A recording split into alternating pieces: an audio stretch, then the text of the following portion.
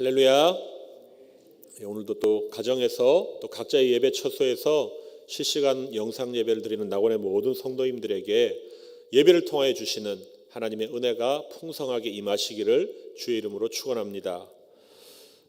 오늘 우리는 마가복음 5장을 살펴볼 건데요. 이 마가복음 5장의 내용에는 하나님께서 어떻게 한 사람에게 믿음을 일으키시고 또 그 믿음이 어떻게 일하는지를 보여주는 아주 좋은 사례가 기록되어 있습니다.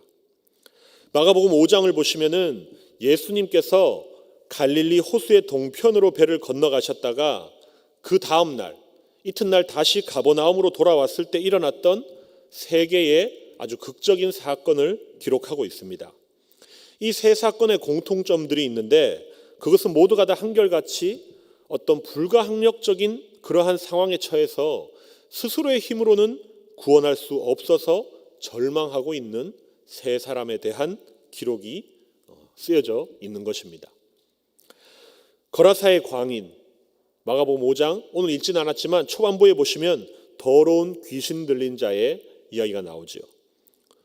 또 12해를 혈루증으로 고생하던 여인의 기사가 기록되어 있습니다. 그리고 어린 딸의 죽음을 바라보면서 또 안타까워했던 아버지 이 회당장 야이로의 기사가 기록되어 있습니다. 오늘 우리가 주목할 사건은 회당장 야이로의 딸의 죽음과 부활입니다. 하지만 이것을 짧은 시간 동안에 다 볼 수는 없을 것 같아서 오늘 이 회당장이 야이로가 주님 앞에 나와서 간구하는 그 장면에만 초점을 맞춰 보도록 하겠습니다. 그리고 이 뒤에 부분은 5장 후반부 부분은 다음 기회 또 우리 치유 집회 시간에 이어서 말씀을 살펴보겠습니다. 오늘 본문에 나오는 이 야이로는 사회적인 지위가 꽤 있는 사람이었습니다. 그의 이름은 야이로라고 하였는데요. 야이로라는 이름의 뜻은 빛을 비추는 자 혹은 계몽하는 자 이런 뜻이 있습니다. 그의 직책은 회당장이었죠. 회당장. 회당은 디아스포라 유대인들의 예배 초소라고 한마디로 말할 수 있을 것입니다. 무슨 말이냐 하면 먼 외국의 포로로 잡혀갔던 이 유대인들이 하나님께 예배하기 위해서 세웠던 일종의 교회로 보시면 되겠습니다. 이것의 시초는 우리가 얼마 전 새벽 예배 시간을 통해서 본 것처럼 예레미야서와 이 다니엘서에도 나오는 것처럼 이스라엘 백성들이 바벨론 포로 시대에 예루살렘이 무너지고 성전이 파괴되고 난 후에 먼 외국으로 포로로 잡혀갔을 때 그곳에서 그들의 자손들에게 여호와 신앙을 계승하고 또 하나님께 예배하고 또 유대인들이 이스라엘 백성들이 서로 모여서 교제를 나누기 위해서 세웠던 것이 바로 이 회당이라는 것입니다. 그리고 이 회당을 운영하는 장로회는 보통 일반적으로 한 10여 명 정도의 장로를 세웠다고 합니다. 그리고 그 10여 명의 장로들 가운데에서 3명을 회당장으로 특별히 선출하였던 것이죠. 그래서 오늘 본문에도 보시면은 이 야이로는 회당장 중에 한 사람이라고 22절에 기록되고 있습니다. 본문에서 야이로가 회당장이라고 말할 때는 지금 단순히 어떤 회당을 관리하거나 운영하는 그러한 책임을 맡은 사람이다 이러한 의미만을 담지하고 있는 것이 아닙니다. 당시 유대 사회에서 회당장이라고 하면 그 지역 사회에서 유지 혹은 세력가였다고 말할 수 있습니다. 상당한 지식도 있고 재력도 있었고요. 또한 많은 사람들을 통솔해서 리드해 나갈 수 있는 지도력도 갖춘 그러한 사람이 회당장으로 선출되었기 때문입니다. 그렇기 때문에 이 회당장 야이로는 당시에 가버나움에서는 꽤 알려져 있는 유력한 인물이었고 지식인이었다는 사실을 우리가 알 수 있는 것이죠. 재력도 있었고 아마 그는 부유했기 때문에 하인들도 여럿 거느리는 그러한 사람이었을 겁니다. 그러한 이 야이로가요. 오늘 본문을 보시면 22절에 예수님 앞에 나와서 그 발 아래 엎드려 이렇게 말씀하고 있습니다. 여러분 고대 사회에서 높은 신분의 사람이 높은 직책을 가진 이 회당장 같은 사람이요 아무런 직책도 없었던 예수님 앞에 지금 발 앞에 엎드렸다고 하고 있습니다. 그것은 지금 그만큼 어떤 특별한 상황 내지는 절박한 사정이 있었다는 것을 드러내고 있는 것이죠. 그가 얼마나 절박했는지는 23절 상반절을 보시면은 우리가 알 수 있습니다. 그가 간곡히 구하여 이르되 하죠. 간곡히 구했다는 이 표현에서도 우리는 짐작할 수 있는 것입니다. 간곡히 구했다 하는 이 말이 그냥 직역해 보자면 엄청 많이 반복해서 거듭 요청했다, 이러한 뜻입니다. 그 지역 사회에서 유력한 인사였던 회당장이 지금 아무런 직책이 없는 예수님 앞에 나아가서 간곡히 구했다는 것이죠. 회당장 야이로가 주님 앞에 간곡히 구하는 이 장면을 한번 상상하면서 한번 눈여겨보시기 바랍니다. 야이로가 이러한 상황에 처하고 나서 봤더니 이때까지 그 자신의 인생에서 스스로가 어떤 중요하게 여기고 그렇게 자랑으로 삼았고 자부심으로 가졌던 그 많은 것들 중에서도 그 어떤 것이 지금 자신이 처해 있는 이 절박한 상황에서는 아무런 도움도 되지 않더라는 것입니다. 불치병, 이 죽음의 문제가 사랑하는 자신의 딸에게 어느 날 갑자기 침투해 들어왔습니다. 그런 상황에서 그는 지금까지 자신의 인생에서 우선순위를 두고 살아왔었던 그 모든 것들이 재력, 자신의 지식, 명예, 권세, 이 모든 것들이 아무런 영향력을 행사할 수 없는 무력한 것이라는 것을 절감했던 것이죠. 이때까지는 그가 의지했던 많은 것들이 있었을 것입니다. 아마도 현대를 살아가는 저와 여러분들과 마찬가지로 사회적인 지위, 부귀, 명예, 권세, 이러한 것들이었겠죠. 사람들은 누구나 할 것 없이 의지하는 것이 다 있습니다. 돈을 의지하기도 하고 때로는 권력을 탐하고 건강을 자랑하고 남들은 가지지 못한 자신만이 소유하고 있는 어떤 특별한 것들에 대해서 자부심을 갖고 그것으로부터 자신의 인생에서 어떤 위안이나 안전을 찾고자 하지요. 이것이 보편적인 사람들이 추구하는 삶의 양식입니다. 그런데 그 모든 것들을 지금 무가치하고 정말 무력하게 만드는 사건이 야이로의 인생 가운데 갑자기 찾아왔다는 것입니다. 그때서야 비로소 자신이 의지하고 그토록 붙들고 추구하고 있던 것들이 아무것도 아니었구나 하는 것을 깨닫게 되는 것이죠. 여러분, 인간은요, 상황이 변하게 되면 어떠한 사건이나 어떠한 사안을 바라보는 그 관점 역시 변화하게 됩니다.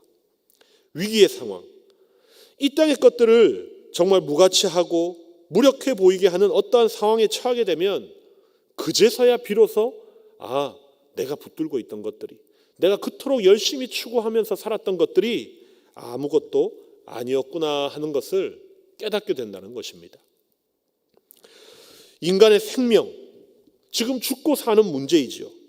인생의 가장 근본적인 그 문제 앞에서 이러한 것들이 아무런 도움도 되지 못하는 것임을 뒤늦게 깨닫고 난 후에 자신이 그것들을 애지중지하고 그것들을 의지하면서 살아왔었던 허망한 지난날을 후회하게 된다는 것입니다.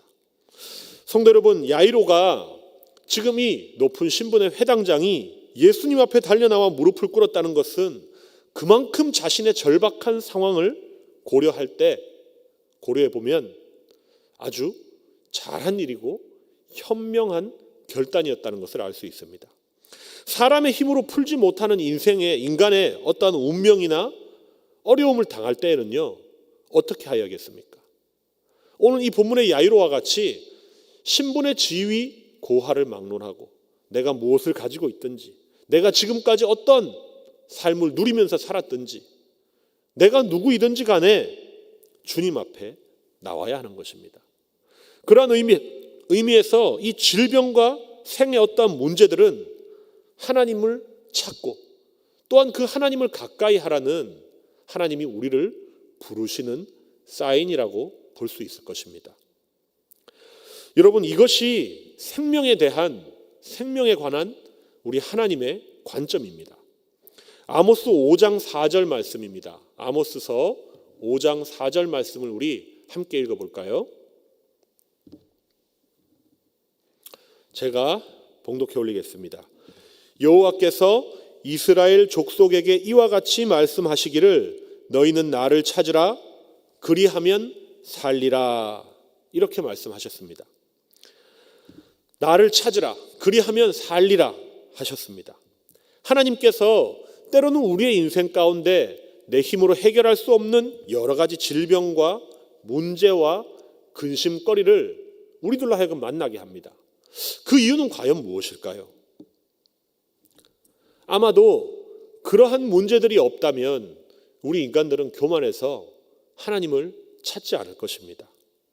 그런데 우리 힘으로 풀지 못하는 어떤 문제들이 우리 앞에 닥쳐오게 되면 그때는 마침내 우리는 하나님 앞에 겸손해지고 내 능력을 초월해 계신 절대자를 찾게 되는 것이죠.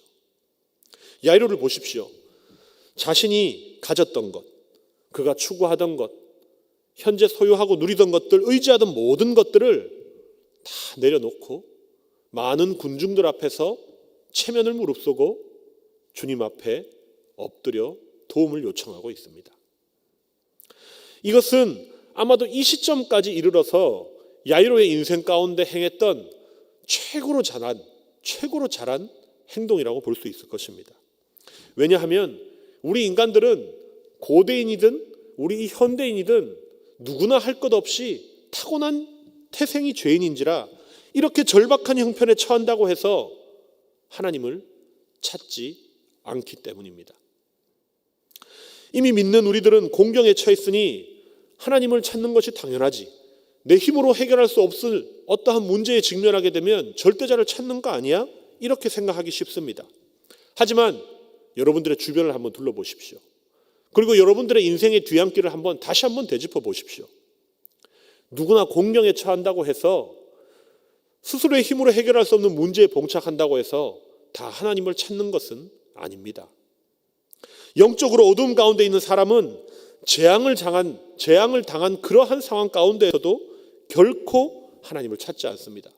도리어 우상을 찾고 의지하면서 그러한 일은 할지언정 더 하나님으로부터 멀어질지언정 하나님께 나아가고 하나님을 찾지는 않는다는 말입니다. 왜냐하면 거짓을 사랑하는 우리의 이 부패한 인간이 고난을 당한다고 해서 그 고난 때문에 단순하게 어떤 공식처럼 진리를 사랑하게 되고 진리를 추구하게 되지는 않기 때문입니다. 아모스 5장 5절에 보시면 이러한 말씀이 기록되어 있습니다. 5장 5절입니다. 함께 한번 읽어보겠습니다. 시작. 베델을 찾지 말며 길갈로 들어가지 말며 브엘세바로도 나아가지 말라. 길갈은 반드시 사로잡히겠고 베델은 비참하게 될 것임이라. 4절에서는 여호와께서 나를 찾으라 그리하면 살리라 했는데 어려움을 당하면 5절에서 읽어본 것과 같이 하나님을 찾지 않는 사람들이 많이 있다는 것을 알 수 있습니다. 영적으로 어둠 가운데 있는 사람은 방금 언급했던 것처럼 어려움이 닥쳐와도요, 질병이든 자신의 생에 어떠한 문제가 닥쳐와도 하나님을 좀처럼 찾지 않습니다. 구원받지 못하는 사람의 특징이 무엇입니까? 고난을 당해도요, 하나님을 찾지 않는 것입니다. 자신의 힘으로 해결할 수 없는 문제가 있어서 주변에서 아무리 하나님을 소개하고 그 하나님 앞에 도움을 요청하라고 청원하여도, 옆에서 권유하여도 하나님을 찾지 않습니다. 그리고는 도리어 세상의 우상과 거짓 도움들을 기웃거리며 찾아다니게 되는 것이지요.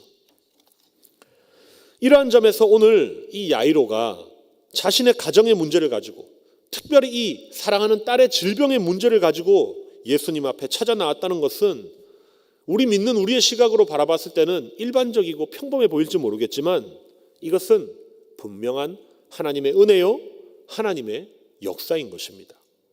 지금 영상 예배로 함께 하시는 아마 우리 낙원의 모든 성도님들도 이 치유의 집회를 통하여서 하나님의 도우심을 구하는 그 마음 자체가 이미 하나님의 은혜가 임하였고 하나님의 역사하심이라는 사실을 믿으시기 바랍니다.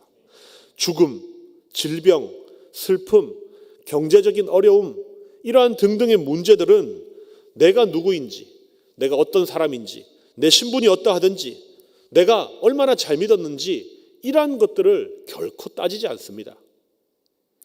이런 문제 앞에서는 어찌 보면 사람들이 흔히 하는 말로 모든 사람은 다 평등하지요. 다 평등합니다. 이 세상에서 사는 날 동안에 그 누구도 이러한 어려움이나 시험에서 예외가 될 수 있는 사람은 단 한 사람도 없습니다. 시험과 문제에 봉착했을 때 이럴 때 우리는 우리가 가지고 있는 것, 우리 안에서는 결코 그 해결책을 찾을 수 없습니다. 우리 바깥에 있는 높은 차원의 영적인 세계로 반드시 눈을 돌려야만 그 근본적인 해결책을 발견할 수 있다는 말입니다. 전문가니 박사들이니 내가 지금 처한 문제에 대한 어떤 그 분야의 실력자들이 그들의 도움이 필요한 것은 사실이지만 그들을 신뢰하고 그들이 절대적일 수는 없다는 말입니다. 여러분, 질병이든지 어떤 문제에 봉착했든지 간에 오직 예수 그리스도와 하나님의 전능하심에 대한 믿음만이 필요한 줄로 믿으시기 바랍니다. 성도 여러분, 문제 상황 가운데에서 하나님을 찾는 것, 문제에 직면했을 때 하나님을 찾는 그것이 오늘 본문의 맥락에서는 믿음이라는 것을 발견할 수 있죠. 어려움을 당했을 때 하나님을 찾는 그것이 믿음입니다. 그런데 간혹 성도님들 가운데에서 어려운 상황에 직면하였을 때 비로소 하나님을 찾게 되면 이것을 가리켜서 어떤 비굴한 행동 정도로 생각하는 분들이 있는 것 같아요. 문제 상황을 이제 직면해서 기도 제목을 듣고 네, 성도님 우리 함께 기도합시다. 때로는 이 사안인 만큼 함께 금식이라도 하면서 이거 기도해야 되지 않겠습니까? 더 열심히 하나님 앞에 도움을 구하며 한번 매달려 봅시다. 그러면은 이런 말씀 하시는 거예요. 아이고, 저도 염치가 있지 하나님 보기가 부끄러워요. 예배 생활도 제대로 하지 않다가 뜨문뜨문 오던 제가 문제 생길 때만 하나님 앞에 도와달라고 기도하는 것이 너무 염치가 없습니다. 그래서 실은 목사님한테 기도 부탁하기도 참 부끄러워요. 이런 말씀을 하는 경우를 가끔 볼 때가 있습니다. 하지만 그렇지 않습니다. 성도 여러분, 꼭 기억하십시오. 어려운 문제 앞에 봉착했는데도 하나님을 찾지 않는 그것이 교만이고 하나님 앞에서는 죄악된 것입니다. 야이로가 예수님 앞에 나와서 무릎을 꿇는 이것은 오늘 성경에서 강조하고 있듯이 믿음의 결과입니다. 하나님은 이러한 믿음을 인정하셨고 그 믿음에 복을 내려주셨지요. 오늘 본문에서 야이로가 어떤 인물인가를 놓쳐서는 안 될 것입니다. 그는 그 지역의 유력한 사람이었고 지도자였습니다. 그랬던 그가 왜 예수님 앞에 나와서 세상 사람들의 눈으로 보기에는 미천한 신분의 예수님 앞에 왜 엎드려 빌고 있습니까? 당시의 상황만 놓고 보자면 오늘 본문의 맥락에서 그의 어린 딸이 죽게 된 이 필사적인 상황이 그를 주님 앞에 나오게 하였고 이와 같이 자신의 자존심과 모든 것들 다 내팽개쳐 놓고 주님만 바라보며 주님만 의지하며 이렇게 간구하게 된 것이죠. 사실상 자의로 나온 것이 아닙니다. 타의로 나온 것이죠. 상황에 의해서 등 떠밀려 나온 것입니다. 딸의 죽음에 대한 두려움, 딸에 대한 사랑, 자신의 이 처절한 무력감, 이러한 것들이 그를 예수님 앞으로 내몰았고 그 예수님 앞에 모든 것들을 다 내팽개쳐 놓고 간절히 구하도록 만들었다는 것입니다. 하나님의 관점에서 보자면 하나님이 지금 야이로를 이러한 한계 상황에까지 몰아붙인 결과라는 것입니다. 여러분, 때로는 믿음이라는 것이 이렇게 주어지는 것입니다. 자신이 가진 모든 가능성과 능력을 동원해도 해결할 수 없는 이 딸의 질병 앞에서 아무것도 할 수 없는 그 무력감을 정말 절절히 깨닫게 하는 것이죠. 그리고 그 결과로 다른 길이 없어서 이제 최후의 선택으로 예수님을 찾고 예수님에게 도움을 구하게 됐는데 우리의 입장에서는 천 자존심 상황에도 성경은 이것을 가리켜서 지금 믿음이라고 하는 것입니다. 성도 여러분, 어려움을 당했을 때 어쨌든지 간에 주님을 찾으십시오. 주님을 의지한 것을 그것을 두고 성경은 분명히 믿음이라고 합니다. 그것이 염치 없다고 말하지 않습니다. 오히려 염치 없다는 생각, 그것을 주님은 교만이요 정죄한다는 사실을 기억하시기 바랍니다. 하나님께서 한 사람으로 하여금 믿음에 이르게 하실 때에는 오늘 본문의 상황처럼 인간이 가지고 있는 모든 그 가능성들을, 자신하고 있는 그 모든 가능성들을 다 무력하게 만들어 버리십니다. 무력감을 절실히 깨닫게 만들고 다른 어떤 방법도 없어서 어쩔 수 없이 하나님을 찾게끔 하나님이 만들어 간다는 것입니다. 그것을 믿음이라고 하고, 게다가 그것 또한 하나님의 은혜라고 성경이 우리에게 가르쳐주고 있습니다. 그렇게 하나님의 은혜로 이 회당장 야이로는요, 예수님이 자신의 어린 딸을 낳게 할 수 있음을 확신하였던 것입니다. 더 나아가서 그는 사회적 지위니, 자신의 체면이니, 자신이 가지고 있는 그 알량한 지식이니, 이러한 모든 것들을 다 내던지고 주님만을 의지하고 그분께 간곡히 도움을 청하기로 결정한 것이지요. 진실하고 정말 간절한 마음으로 주님의 도우심을 요청하시기 바랍니다. 성경에도 말씀하시는 것처럼 마치 두 마음을 품은 사람처럼, 우리가 이 말씀에 대한 이러한 맥락의 이야기는 참 많이 들어보셨을 거예요. 그런데 우리의 현실은 어떻습니까? 두 마음을 품은 사람과 같습니다. 머리로는 우리가 주님만이 나의 도움이시요, 주님만이 나의 의지할 수밖에 없는 분이라는 사실을 고백하고 알고 있지만, 우리의 마음 한켠에서는 언제나 한편으로는 어떤 실제적이고 현실적인 인간적인 방편을 늘 모색한다는 것이죠. 그러면서 또 마음 한켠에는 반면에 하나님도 놓치고 싶지 않은 거예요. 그런데 성경은 이것을 두 마음 품은 자라 하였습니다. 오늘 야이로와 같이 모든 것을 다 내어 팽개치고 하나님만 찾고 그 하나님께 도움을 간청하는 저와 여러분 되기 바랍니다. 사랑하는 나원의 성도 여러분, 오늘 야이로가 받은 그 은혜가 우리 모두에게 충만히 임하기를 주의 이름으로 축원합니다. 질병이든 모든 문제를 근본적으로 해결할 수 있는 분은 우리 주님밖에 없음을 믿으시기 바랍니다.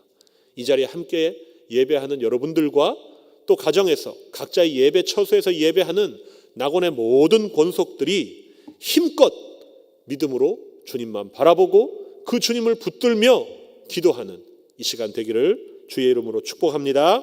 기도하겠습니다. 하나님 아버지, 은혜를 감사합니다.